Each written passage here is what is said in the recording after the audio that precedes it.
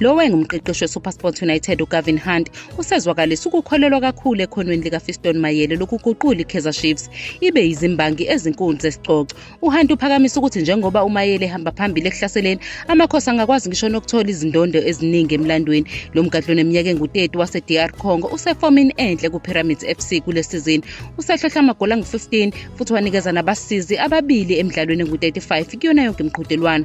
Ukudlala kwakhe okuncomekayo betholana phezulu ne-Orlando Pirates kowandulelo wamanqamu eCAF Champions League muva nje kuqamisa ukuqina kwakhe emidlalweni omkhulu kanye nokuqeda okuhle.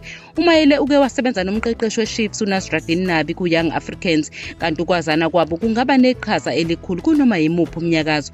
Yize sanenkontileka nePyramids FC kuze kube nguJune 2026, iChiefs ibonakala imandla ukumthola, kanti uHunt ukholelwa ukuthi ukuzimisela kukaMayele ukushaya amagoli kanye nesipiliyoni kungase kube into enhle eNachareni.